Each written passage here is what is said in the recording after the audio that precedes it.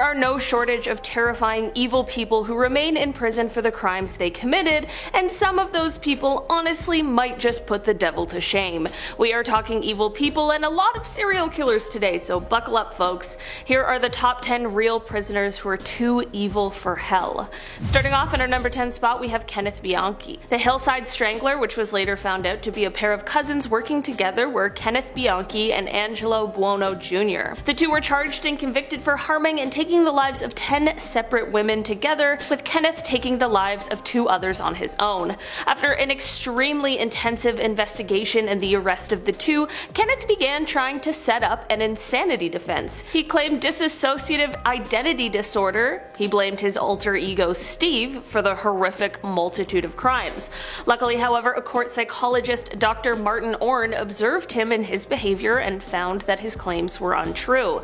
After being presented with this finding, Kenneth agreed to plead guilty and testify against his cousin in exchange for leniency on his sentence. He still ended up being sentenced to life in prison, while his cousin got a sentence of life in prison without parole. While Angelo had a heart attack and passed in 2002, Kenneth still remains in prison. In our number 9 spot today, we have Warren Jeffs. Warren Jeffs is the president of the Fundamentalist Church of Jesus Christ and the Latter-day Saints, and is also serving a life plus 20-year sentence, which is exactly where he should be.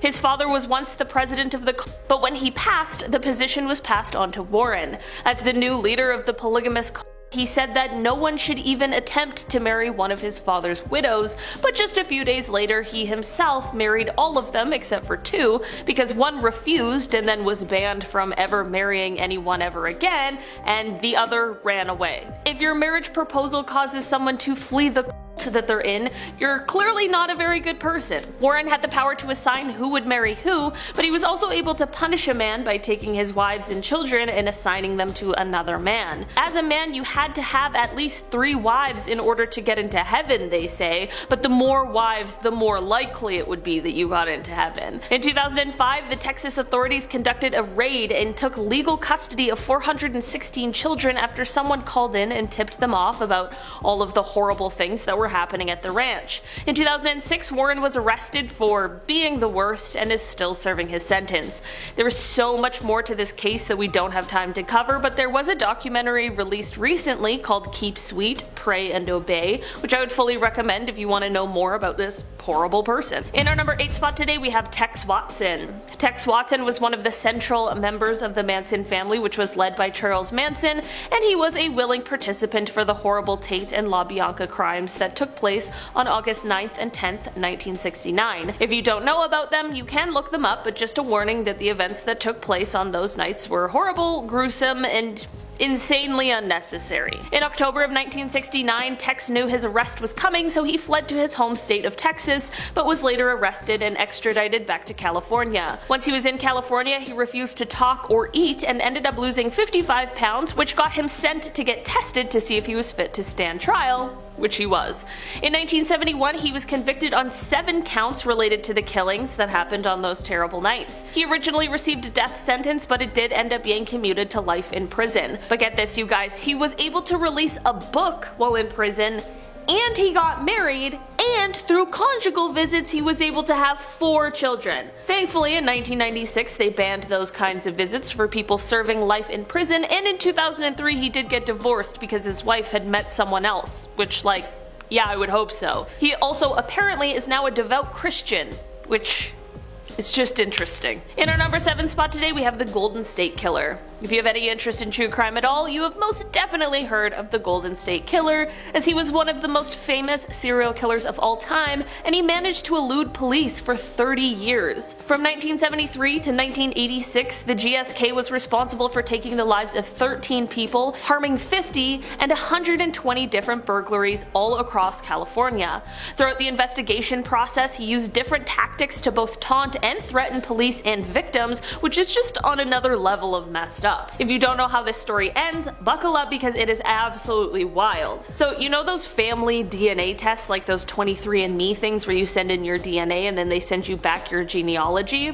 Well, basically these services helped identify who the real GSK was. In 2018, when Detective Paul Holes, shout out to MFM if you know you know, and FBI lawyer Steve Kramer uploaded the GSK DNA profile that they were able to obtain from the crime scenes to the website GED Match, they were able to find 10 to 20 people who had the same great-great-great-grandparents as the match. From there, a genealogist made a large family tree, and then they were able to single out two main suspects. After covertly connecting DNA samples from one of the suspects and comparing them to the crime scene DNA, they were finally able to arrest Joseph James DeAngelo, who is the Golden State Killer.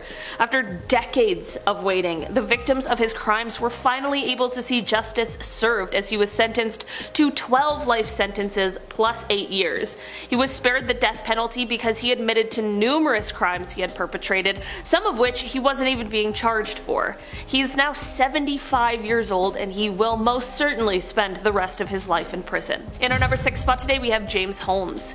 James is the man behind the 2012 Aurora, Colorado shooting that took the lives of 12 people and injured 70 others in the Century 16 movie theater.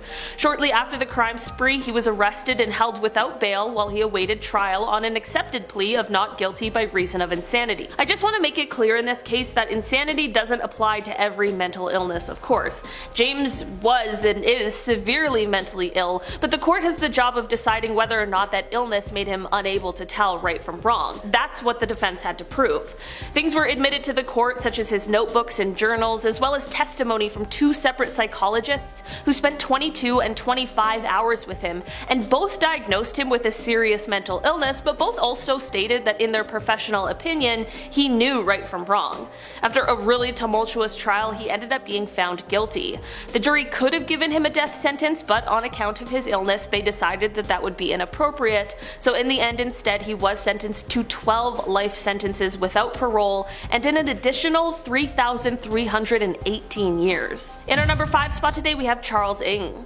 Charles' story really starts off shortly after he moved to the United States on a student visa. He dropped out after his first semester and soon after he was involved in a hit-and-run accident. He then tried to avoid prosecution by enlisting in the United States Marine Corps using false documents that stated his birthplace was within the United States. He was later arrested by military police a year later for stealing automatic weapons, and then somehow he escaped custody, headed back toward Northern California, and this is where he met Leonard Lake, who is another real piece of work. Charles did end up going away and serving a bit of time, but it was only 18 months and he was back with Leonard, and that is when the two started their crime spree together. It is believed that together the pair took the lives of somewhere from 11 to 25 different people. When Leonard was caught and brought in for questioning, he sneakily took a cyanide pill he had hidden in his jacket and took his own life, but Charles ended up standing trial. He was convicted for 11 of the killings and he remains on death row at San Quentin. In our number 4 spot today we have Paul Bernardo and Karla Homolka. This is a double whammy because unfortunately both of these people are still alive, but at least one of them, Paul, is still in jail. This horrible pair are often referred to as the Ken and Barbie killers, and while Paul started off living a life of crime, he quickly brought Karla into it as well after their meeting. That is not to say she is not just as guilty as him, however, because they are both fully responsible for their own actions. While Paul was arrested for a multitude of crimes, the pair were arrested and convicted of taking the lives of 3 separate people, one of them being Karla's own sister. See what I mean about them both being responsible for their own crimes? They both suck. The investigation into the crimes proved to be quite difficult, with authorities having plenty of hoops to jump through, and this is why a plea deal was created for Karla. She had 1 week to accept or decline the deal, which would give her a sentence of 12 years for her full cooperation. She accepted. Both were convicted in 2005, and Paul was up to apply for parole in 2018, and in October of that year he was denied. His next parole hearing was just over a year ago on June 22nd of 2021, and it took only an hour of deliberation to decide to turn down that application as well. I personally think 30 seconds probably would have been enough to decide, but I'm just glad the outcome was the same. Karla, on the other hand, served her 12-year sentence and then was released. like years ago. She moved away from Canada and headed to Costa Rica for a while with her new husband and children, if you can believe that, but unfortunately she has since returned. In our number 3 spot today we have Edmund Kemper. Edmund Kemper is an American killer who is convicted for taking the lives of 10 people, including his paternal grandparents, as well as his own mother. It is said that he is noted for his height, as he is 6 foot 9 inches, and for his intelligence, as he apparently has an IQ of 145, but I personally think he is most notable for being an absolute monster. His first crime took place when he took the lives of his grandparents, and after this crime he was diagnosed with paranoid schizophrenia and spent time in a hospital before it was determined that he was rehabilitated and he was released at the age of 21. After his release, he unfortunately went on a spree where he would target young females who were hitchhiking. After his final crimes, he ended up confessing and turning himself in, which is something we really don't see all of the time. When asked in an interview why he confessed, he said, quote, "The original purpose was gone. It wasn't serving any physical or real or emotional purpose. It was just a pure waste of time." 3 court-appointed psychiatrists examined and observed him and found him to be legally sane, and thus he was able to stand trial. On November 8, 1973, the jury deliberated for just 5 hours before returning with a verdict of guilty. He has been eligible for parole since 1979 and has been denied every time he applied, one time saying, quote, "Society is not ready in any shape or form for me. I can't fault them for that." He is eligible to apply for parole again next in 2024. In our number 2 spot today we have Stephen Griffiths. This is a person who is said to have idolized the Yorkshire Ripper, so I'm sure what comes next will be no surprise. Stephen was a PhD student who wanted to achieve fame, but through the most sinister way possible. Between June 2009 and May of 2010, he would go on to take the lives of 3 separate women. His criminal history was also extremely concerning, as years ago he had been arrested due to an unprovoked attack on a grocery store manager, and it is said that he previously stated that he saw himself becoming a serial killer. Shortly after he was arrested for his crimes, CCTV footage emerged that shows him celebrating after taking the life of his final victim. The footage showed him holding up a crossbow and giving the finger directly to the camera. It is said that Stephen pled guilty to his crimes once caught, not because he was remorseful, but because he wanted to receive the recognition for them. In our number 1 spot today we have Joanna Denny. This is a person responsible for a series of killings and attacks that took place in March 2013. Joanna is a very cold and heartless person and has, on many occasions, been said to laugh at her crimes and the lives she took, even still behind bars.